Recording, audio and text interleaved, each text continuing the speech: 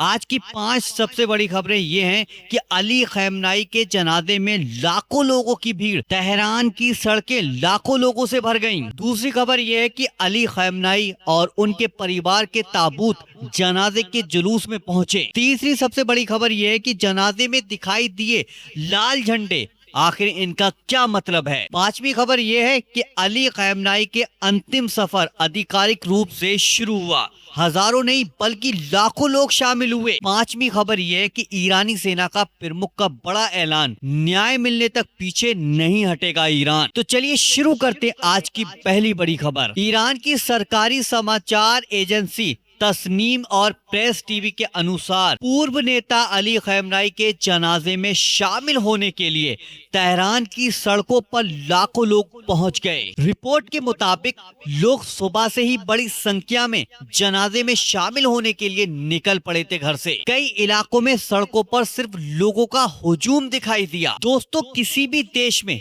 जब लाखों लोग एक साथ किसी नेता को अंतिम विदाई देने पहुंचते हैं तो ये सिर्फ एक अंतिम संस्कार नहीं माना जाता है, बल्कि ये लोगों की भावनाओं और उस नेता के प्रति सम्मान को भी दिखाता है कि वो अपने उस नेता से कितनी मोहब्बत करते हैं। ईरान सरकार का कहना है कि इतनी बड़ी भीड़ ये दिखाती है कि लोग अपने नेता के साथ हमेशा खड़े रहते हैं। हालांकि दूसरी तरफ कुछ जानकारों का मानना है कि इतनी बड़ी भीड़ से पूरे देश की राय का अंदाजा लगाना आसान नहीं होता है, इसलिए इस घटना को अलग अलग नजरिए से भी देख रहे हैं। अब अगली खबर यह है कि अली खamenei और उनके परिवार के ताबूत जनाजे के रास्ते में पहुंचे। तस्नीम न्यूज एजेंसी के अनुसार अली खamenei और उनके परिवार के सदस्यों के ताबूतों को लेकर चल रहा वाहन अब जनाजे के मुख्य रास्ते पर पहुंच गया है। रिपोर्ट में बताया गया है जैसे ही ताबूत वहां पहुंचे, हजारों नहीं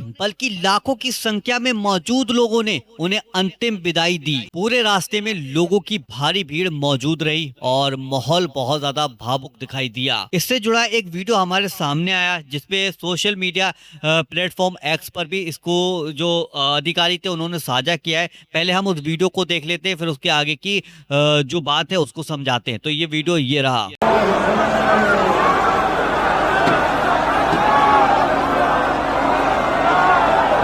दोस्तों, आपने ये वीडियो देखा। किसी भी बड़े नेता के अंतिम सफर में ताबूत को शहर के मुख्य रास्तों से ले जाया जाता है ताकि आम लोग भी उन्हें आखिरी बार अलविदा कह सकें। इसी वजह से ईरान में भी बड़ी संख्या में लोग सड़क के किनारे खड़े होकर अपने नेता को अंतिम विदाई देते हुए दिखाई दिए। अब रुक करते हैं अगली खबर की तरफ, यानी कि जनाजे में लाल झंडे क्यों दिखाई दिए गए। अली खamenei के जनाजे में बड़ी संख्या में लोगों के हाथ में लाल झंडे दिखाई दिए। जनाजे में लोगों के हाथ में जो लाल झंडे दिखाई दिए, उन झंडों पर इमाम हुसैन के नाम और न्याय और बदले की मांग से जुड़े नारे लिखे हुए थे। वहीं कुछ झंडों पर अली खamenei के लिए भी इसी तरह के नारे लिखे हुए थे। रिपोर्ट के अनुसार शिया परंपरा में लाल झंडा उस व्यक्ति के खून का बदला लेने के लिए मांग का प्रतीक माना जाता है। दोस्तों, बहुत से लोगों के मन में सवाल होगा कि आखिर लाल झंडे क्यों दिखाए जाते हैं। शिया परंपरा में लाल झंडा इस बात का प्रतीक माना जाता है कि जिस व्यक्ति की हत्या हुई है उसके लिए न्याय और बदले की मांग की जा रही है। यही वजह है कि जनाजे में कई लोग लाल झंडे लेकर दिखाई दिए। हालांकि इसका मतलब ये नहीं है कि हर एक व्यक्ति एक जैसी सोच रखता है। ये उन लोगों की भावनाओं और उनके धार्मिक से जुड़ा मामला भी माना जाता है। अब हम अगली खबर का रुख कर लेते हैं कि अली खamenei का अंतिम सफर आधिकारिक रूप से शुरू हुआ। ईरान के एक सरकारी IRIB के अनुसार अली खamenei के जनाजे का जुलूस अब आधिकारिक रूप से शुरू हो गया है। रिपोर्ट में कहा गया है कि राजधानी तेहरान में लाखों लोग इस अंतिम यात्रा में शामिल हुए। गौरतलब है कि अली खamenei की मौत 28 फरवरी को अमेरिका और इजराइल के संयुक्त हमले में हुई थी। इस खबर का मतलब ये है कि अब अंतिम संस्कार का मुख्य प्रक्रिया शुरू हो चुकी है। इस दौरान लोग अपने नेता को आखिरी विदाई दे रहे हैं और पूरे कार्यक्रम के दौरान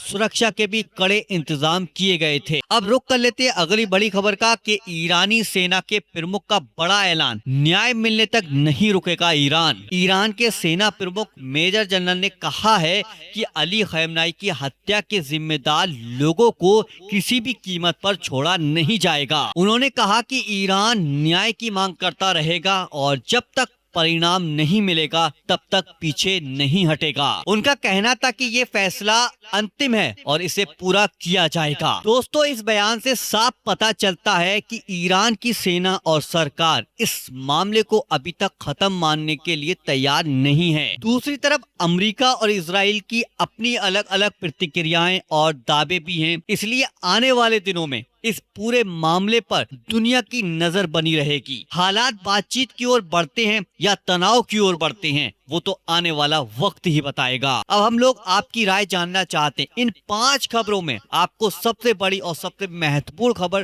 कौन सी लगी? क्या आपको लगता है कि इस पूरे घटनाक्रम के बाद मध्य पूर्व में तनाव कम होगा या फिर बढ़ सकता है? अपनी राय कमेंट बॉक्स में जरूर लिख दीजिएगा और हमारे चैनल को सब्सक्राइब भी जरूर कर लीजिएगा ताकि ऐसे ही अंतर्राष्ट्रीय खबरें आप तक पहुंचती रहें।